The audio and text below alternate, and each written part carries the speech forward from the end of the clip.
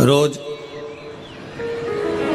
शंकर के मंदिर में प्रतिदिन जाने वाले को और एक और चीज अपने स्मरण में रहे, अगर शिव के मंदिर नहीं जा सकते तो अपने घर में जो शिवलिंग है उस पर जल चढ़ाओ। और यदि आप अपने शंकर के घर में शिवलिंग पर भी जल नहीं चढ़ा पा रहे हो तो किसी बेलपत्री का वृक्ष हो, उस वृक्ष के नीचे भी जल चढ़ाओ। और कभी मौका मिल जाए, कभी भगवान शंकर की बड़ी करुणा हो जाए, भगवान शंकर की बड़ी उदारता हो जाए, भगवान शंकर की बड़ी कृपा हो जाए, बड़ी कृपा हो जाए, भगवान शंकर जिस दिन तुम्हारे ऊपर बड़ी कृपा कर दे, किसी सोमवार को 3 नियम बना लो। जिस दिन मेरा भोले बाबा तुम पर कृपा कर दे उस दिन सोमवार का एक नियम बना कि महीने का एक सोमवार मुझे ऐसा करना है, 3 नियम धारण करना है महीने के सोमवार को।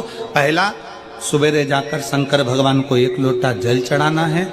दूसरा, दोपहर के समय पर जाकर मुझे बेलपत्री के वृक्ष के नीचे एक चावल का दाना रखकर बेलपत्री की 7, 11, 21, 108, 51 जितनी परिक्रमा आप लगा सकते हो वो लगाना है।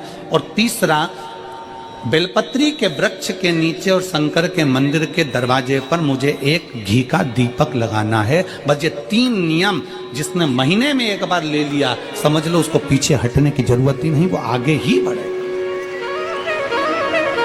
महीने के किसी एक सोमवार का ऐसा नियम बना लो कि मुझे 3 नियम धारण करना है महीने के किसी भी एक सोमवार को। हम ये नहीं कहेंगे कि तुम सोमवार 5 पढ़ रहे हैं तो 5 को करो, 4 पढ़ रहे हैं तो 4 को करो, 3 पढ़ रहे हैं तो 3 को करो।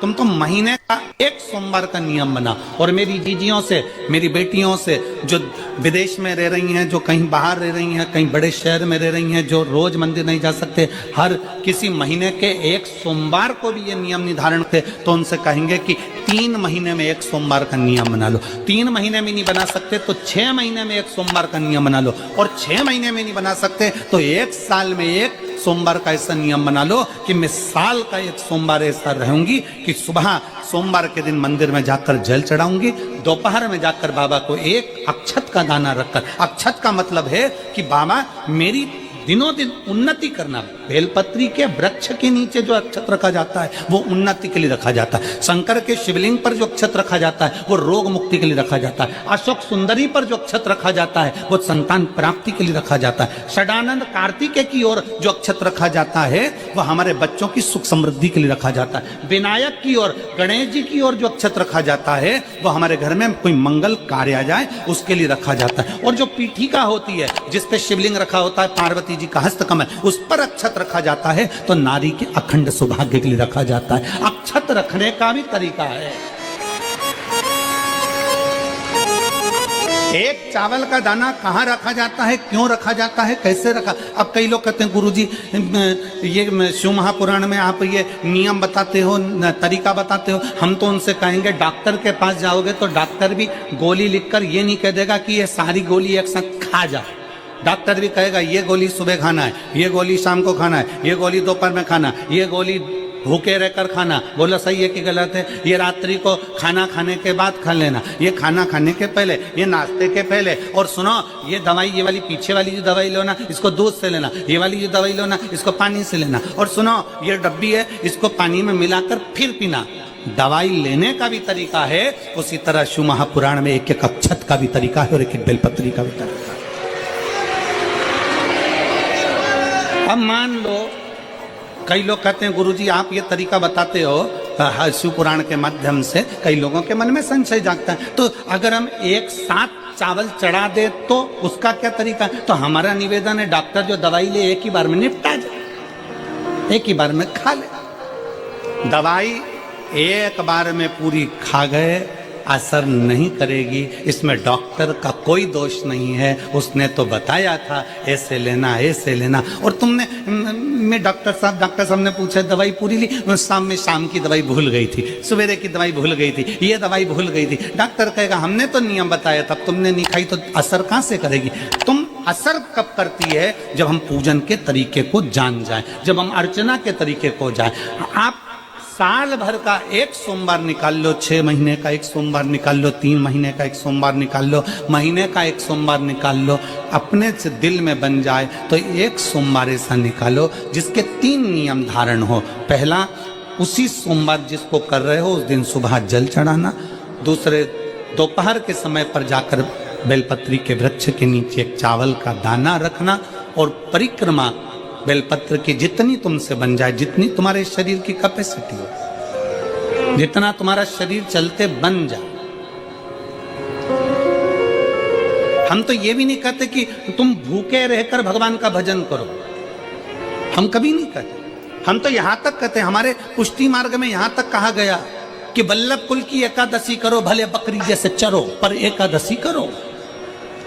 हम तो यहां तक कहते हैं कि बहुत समय से कल मेरी एकादशी है, एकादशी है, एकादशी है, एकादशी है, पूरे घर को हिलाकर रख दिया, एकादशी है, एकादशी, एकादशी है। बहू टेंशन में, बेटा डिप्रेशन में, पति पपीता ला ला के, सेव फल ला ला के, मूंगफली का दाना ला ला के, काजू कतली ला ला के, सेव फल ला ला के, और सारा सामान, साबूदाना और खिचड़ी और ना चिप्स ना जाने क्या क्या ला ला के, बेचारा पति एकादशी आती है वो नौमी से चिंता में पड़ जाता है।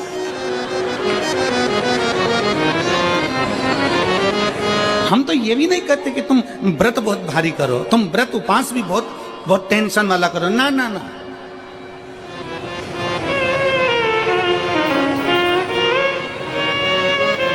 अपने को व्रत उपास भी इतना बहुत बहुत भूखे रह रहे हो, बहुत प्यासे रह रहे हो, और मालूम पड़े कि भगवान हमें मिलेगा, भगवान हमें मिलेगा। भगवान कहता है कि देख भाई, मैं भी भूखा नहीं रहता, तू भी भूखा मत रहे, मैं भी चकाचक रहता हूँ, तू भी चकाचक रहे, मैं भी अपने। और भगवान शंकर तो ये भी कहते हैं कि अपना परिवार भी मत छोड़ो। मेरे पास में पार्वती भी, एक ही देवता है जो विद फैमिली मंदिर में बैठता है। शंकर जी हैं तो पार्वती जी है, तो गणेश जी हैं, तो कार्तिकेय जी हैं, तो नंदी है, सब मंदिर के अंदर चाहिए। शंकर भगवान अपने पूरे परिवार के साथ। शंकर जी तो ये कहते हैं अकेले तुम क्यों रहते हो। शिव जी की एक बात अपने ध्यान में रखना, कितनी सुंदर बात है शंकर भगवान की, बहुत ध्यान में रखिएगा। आप जौहरी नहीं हो, हीरे को नहीं परख सकते। हम भी जौहरी नहीं है, हम हीरा को नहीं समझ सकते। और भगवान शंकर ने पृथ्वी पर जिसको जन्म दिया उसको जौहरी बनाकर पैदा किया है, उसको जौहरी बनाकर भेजा है कि आप भले हीरा को न समझो चलेगा, पर अपने नजदीक में कोई दुखी है तो उसकी पीड़ा को जरूर समझना। भगवान शंकर कहते हैं उसकी पीड़ा का स्मरण रखना।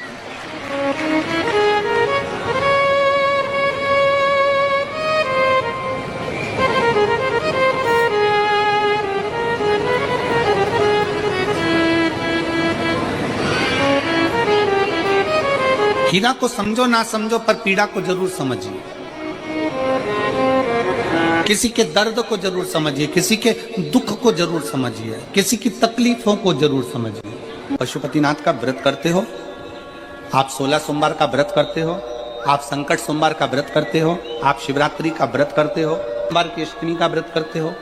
उन व्रतों में सारे व्रत करो, मना नहीं है, पर उस व्रत में अपना पूर्ण समर्पण परमात्मा के प्रति रखो। केवल खाना छोड़ा है, अन्न छोड़ा है, भोजन छोड़ा है, और दिन में सुबह से लेकर शाम तक 2-3 बार तुमने कुछ ना कुछ पाया है, वो व्रत हो सकता है आपकी दृष्टि में, पर हमारी दृष्टि में व्रत कौन सा है।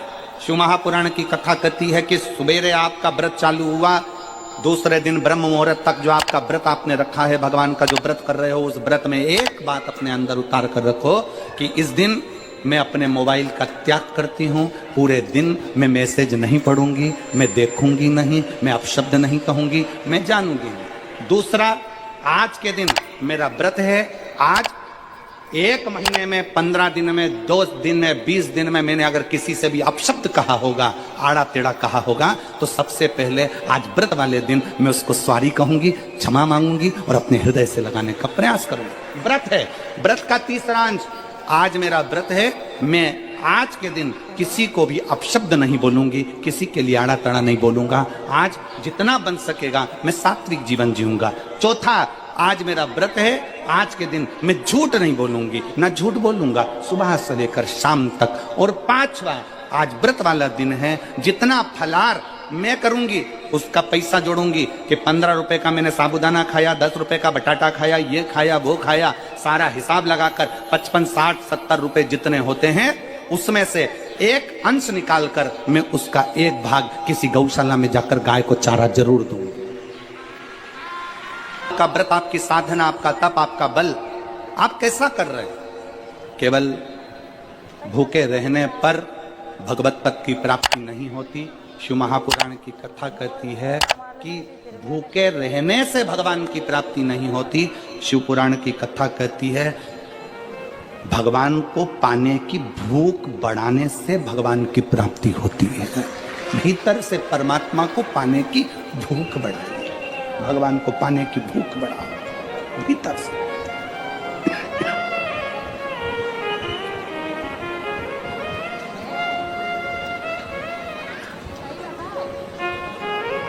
व्रत करो मना नहीं, तप करो मना नहीं, साधना करो मना नहीं, पर उस तप साधना में व्रत में परमात्मा को पाने की ललकता हो आपके भीतर, भगवान को पाने की ललकता हो आपके भीतर, भगवत पद को पाने की ललकता हो आपके भीतर, तो भगवान।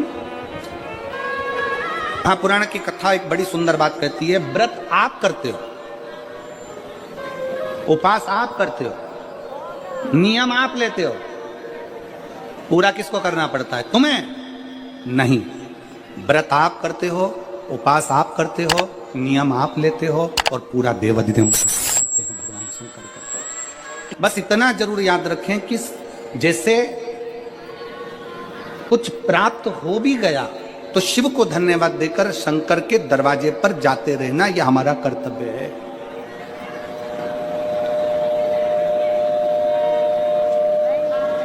एक बहन जी ने पत्र लिखा था कल,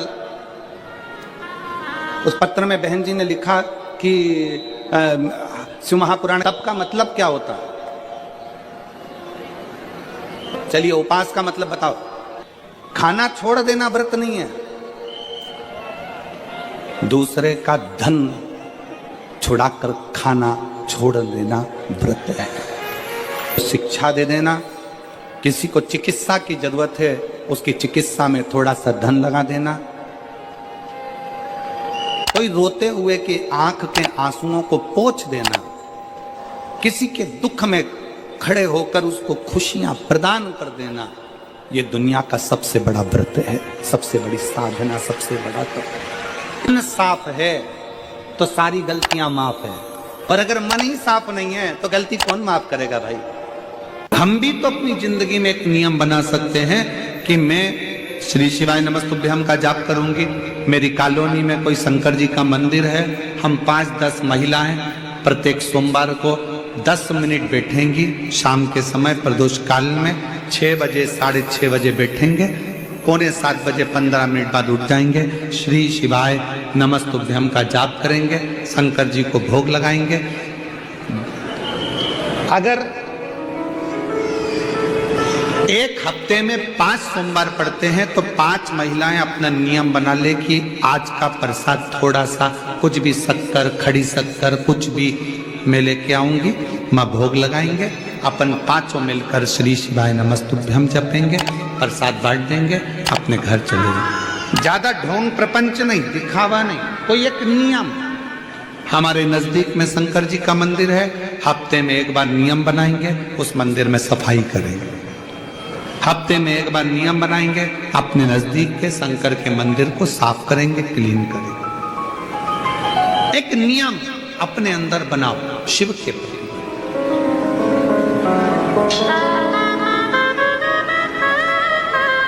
अपने भीतर जब हम नियम बना लेते हैं कि श्री शिवाय नमस्तुभ्यम जपना है, शिव को एक लोटा जल चढ़ाना है, शंकर की आराधना करना है, तो शिव हमारे लिए भी कोई ना कोई नियम जरूर बनाते हैं और हमारा कल्याण जरूर करते हैं। एक नियम बना, इस कथा को सुना, तुम्हारे पति को फल प्राप्त हो।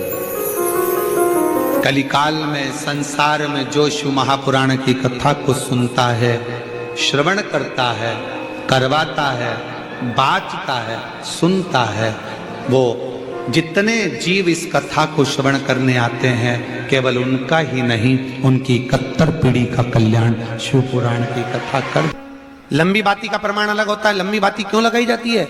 भगवान के मंदिर में दीप में, देवियों की पूजन में, लक्ष्मी की